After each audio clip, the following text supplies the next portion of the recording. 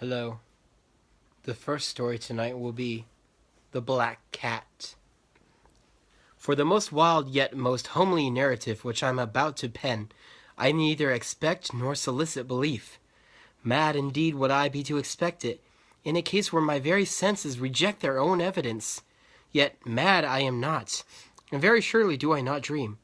But tomorrow I die, and today I would unburden my soul.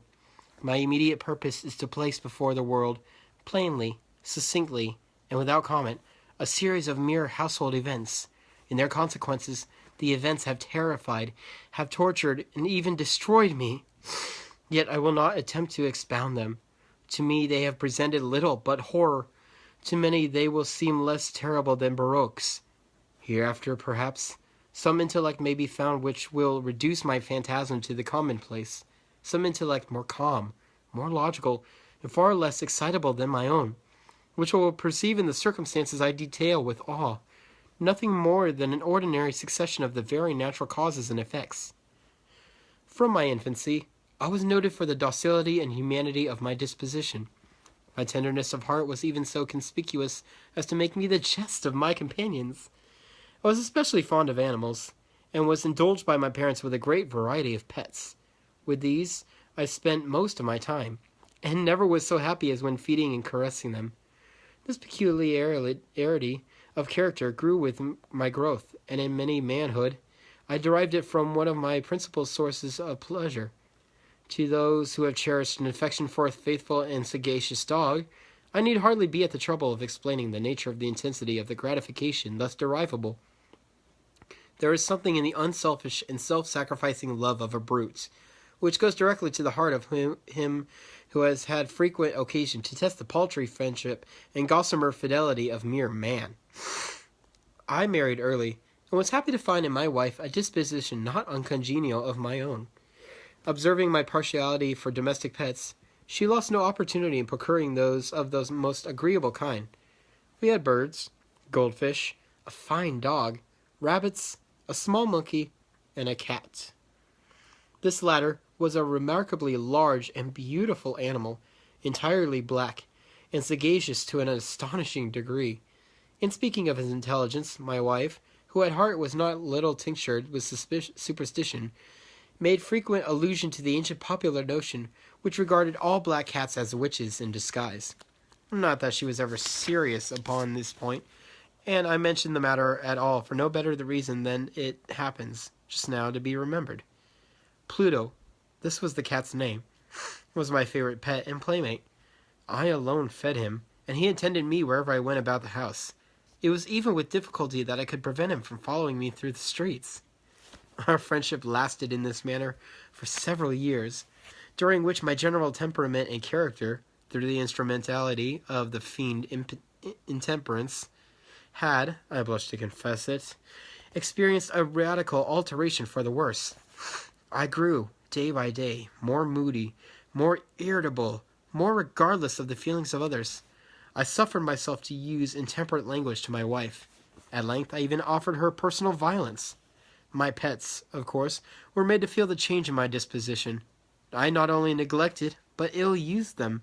For Pluto, however, I still retained sufficient regard to restrain me from maltreating him, as I made no scruple of maltreating the rabbits, the monkey, or even the dog, when by accident, or through affection, they came in my way.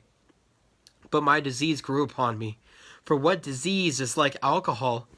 And at length even Pluto, who is now becoming old and consequently somewhat peevish, even Pluto began to experience the effects of my ill temper.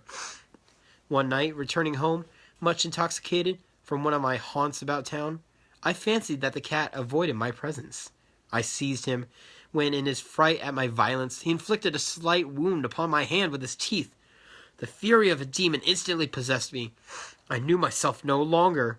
My original soul seemed at once to take its flight from my body, and a more than fiendish malevolence, gin-nurtured, thrill every fibre of my frame.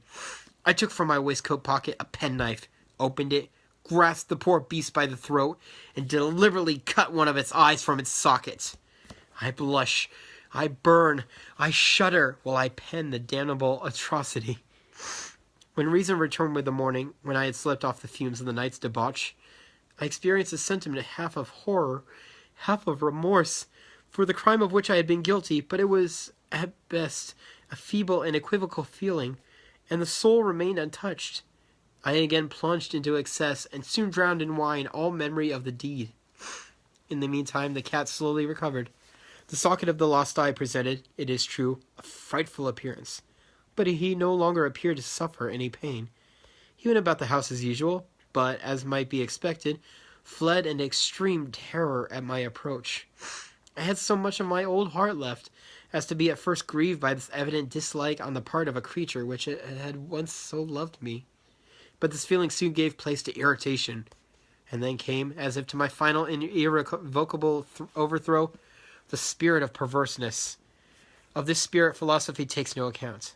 Yet I am not more sure that my soul lives, than I am that perverseness is one of the primitive impulses of the human heart, one of the indivisible primary faculties or sentiments which give direction to the character of man. Who has not, 100 times, found himself committing a vile or stupid action, for no other reason than because he knows he should not?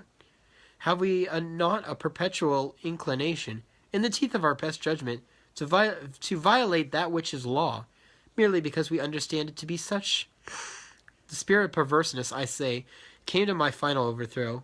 It was this unfathomable longing of the soul to vex itself, to offer violence to its own nature, to do wrong for the wrong's sake only, that urged me to continue it and finally to consummate the injury I had inflicted upon the unoffending brutes.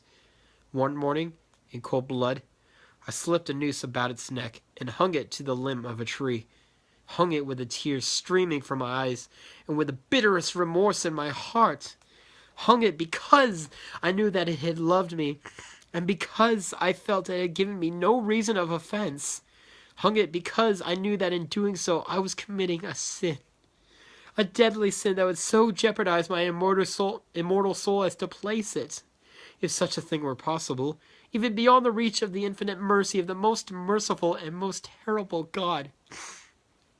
On the night of the day on which this most cruel deed was done, I was aroused from sleep by the cry of fire. The curtains of my bed were in flames. The whole house was blazing. It was with great difficulty that my wife, a servant, and myself made our escape from the conflagration. The destruction was complete. My entire worldly wealth was swallowed up, and I resigned myself thenceforward to despair. I am above the weakness of seeking to establish the sequence of cause and effect between the disaster and the atrocity, but I am detailing a chain of facts, and wish not to leave even a possible link imperfect. On the day succeeding the fire, I visited the ruins. The walls, within one exception, had fallen in. This exception was found in a compartment wall, and not very thick, which stood about the middle of the house, and against which had rested the head of my bed. The plastering had here, in great measure, resisted the action of the fire, a fact which I attributed to its having been recently spread. About this wall a dense crowd were collected, and many persons seemed to be examining a particular portion of it with very minute and eager attention. The words strange, singular, and other similar expressions excited my curiosity. I approached and saw, as if graven in bas relief upon the white surface, the figure of a gigantic cat. The impression was given with an accuracy truly marvelous. There was a rope about the animal's neck. When I first beheld this apparition, for I could scarcely regard it as less, my wonder and my terror were extreme, but at length reflection came to my aid. The cat, I remembered, had been hung in a garden adjacent to the house. Upon the alarm of the fire, the garden had been immediately filled by the crowd, by some of whom the animal must have been cut from the tree and thrown, through an open window, into my chamber. This had probably been done with the view of arousing me from sleep. The falling of other walls had compressed the victim of my cruelty into the substance of the freshly spread plaster, the lime of which, with flames, and the ammonia from the carcass, had then accomplished the portraiture as I saw it. Although I thus readily accounted to my reason, if not altogether to my conscience, for the startling fact just detailed, it did not the less fail to make a deep impression upon my fancy. For months I could not rid myself of the phantasm of the cat, and during this period there came back into my spirit a half-sentiment that seemed, but was not, remorse. I went so far to regret the loss of the animal and to look about me among the vile haunts which I now habitually frequented, for another pet of the same species, and of somewhat similar appearance, with which to supply its place. One night as I sat, half stupefied in a den of more than infamy, my attention was suddenly drawn to some black object, reposing upon the head of one of the immense hogsheads of gin, or of rum, which constituted the chief furniture of the apartment. I had been looking steadily at the top of this hogshead for some minutes, and what now caused me surprise was the fact that I had not sooner perceived the black object thereupon. I approached it and touched it with my hand. It was a black cat, a very large one, fully as large as Pluto, and closely resembling him in every respect but one. Pluto had not a white hair upon any portion of his body, but this cat had a large, although indefinite, splotch of white, covering nearly the whole region of the breast. Upon my touching him, he immediately rose, purred loudly, rubbed against my hand, and appeared delighted with my notice. This, then, was the very creature of which I was in search. I had once offered to purchase it of the landlord, but the person made no claim of it. He knew nothing of it, and had never seen it before. I continued my caresses, and when I prepared to go home, the animal evinced a disposition to accompany me. I permitted it to do so, occasionally stooping and patting it as I proceeded, and when it reached the house, it domesticated itself at once, and became immediately a great favorite with my wife. For my own part, I soon found a dislike to it arising within me. This was just the reverse of what I had anticipated, but I know not how or why it was. Its evident fondness for myself rather disgusted and annoyed by me. By slow degrees, these feelings of disgust and annoyance rose into the bitterness of hatred. I avoided the creature.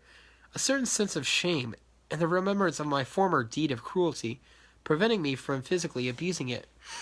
I did not for some weeks strike or otherwise violently ill-use it, but gradually, very gradually, I came to look upon it with unutterable loathing, and to flee silently from its odious presence as from the breath of a pestilence. What added, no doubt, to my hatred of the beast was the discovery on the morning after I brought it home, that, like Pluto, it had also been deprived of one of its eyes. This circumstance, however, only endeared it to my wife, who, as I have already said, possessed in high degree that humanity of feeling which had once been my distinguishing trait, and the source of many of my simplest and purest pleasures. With my aversion to this cat, however, it is partially for myself seemed to increase. It followed my footsteps with a pertinacity which it would be difficult to make the reader comprehend. Whenever I sat, it would crouch beneath my chair, or spring upon my knees, covering me with its loathsome caresses. If I rose to walk, it would get between my feet, and thus nearly throw me down, or fastening its long and sharp claws in my dress chamber, in this manner, to my breast. At such times, although I longed to destroy it with a blow, I was yet withheld from so doing, partly by a memory of my former crime, but chiefly, let me confess it at once, by absolute dread of the beast. This dread was not exactly a dread of physical evil, yet I should be at a loss how otherwise to define it.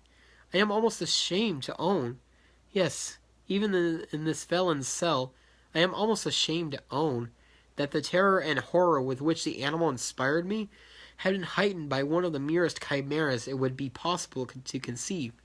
My wife had called my attention, more than once, to the character of the mark of white hair, of which I have spoken, and which constituted the sole visible difference between the strange beast and the one I had destroyed. The reader will remember that this mark, although large, had been originally very indefinite, but by slow degrees nearly imperceptible, and which for a long time my reason struggled to reject as fanciful, it had at length assumed a rigorous distinctness of outline. It was now the representation of an object that I shuddered to name, and for this, above all, I loathed and dreaded, and would have rid myself of the monster had I dared. It was now, I say, the image of a hideous, of a ghastly thing, of the gallows! Oh, mournful and terrible engine of horror and of crime, of agony and of death! And I was indeed wretched beyond the wretchedness of mere humanity, and a brute beast, whose fellow I had contemptuously destroyed, a brute beast to work out for me.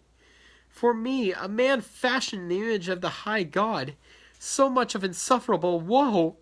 Alas,